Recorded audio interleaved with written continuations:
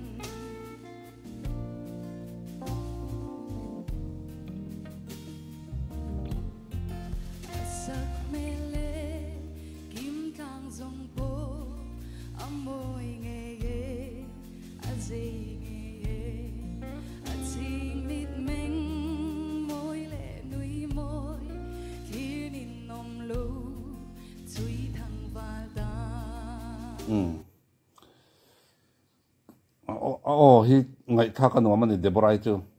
tin azai mel mu nuama chumi pira chon aron chei nalin aron chei thiam hle mai hi Miss Mizoram contest na aron zai ni Miss Mizoram thlan na zai ni a kor hak po aron ka duai maya amara chu moi lo khopa han kak thuya ma moi lo khopan te la khi ta over han kak thui si lo ama ti za om tok lek te hen aron duang thiam mai hi a hu nom ka ti ke chon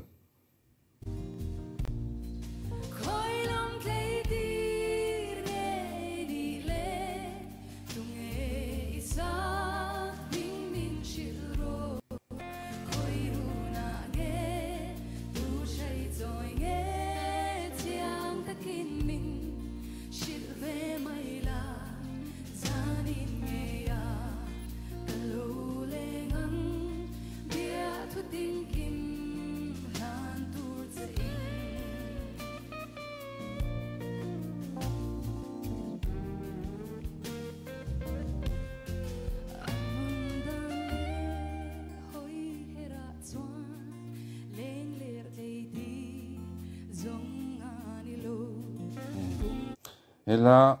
phua tu le phua chan chin ve ri han soi zui chia ma chak ko mai hamara chu ni hun danga hetiang ho la phua tu te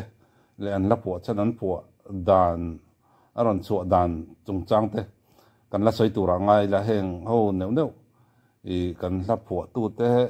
mi zo jing ami tiang la lar tak tak phua tu te heng ho chan chin hi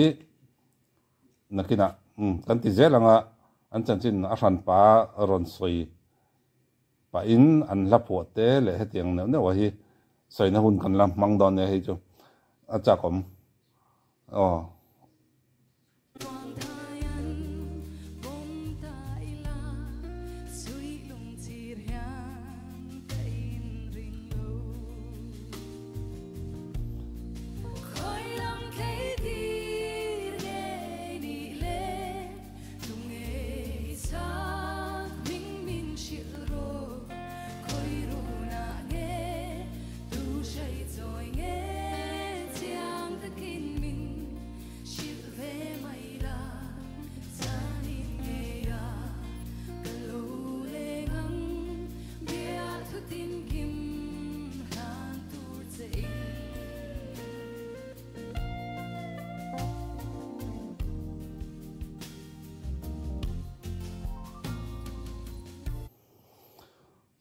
tập der mai ole khati jong khon ni sela in giờ vai hun man nom le vek phot ule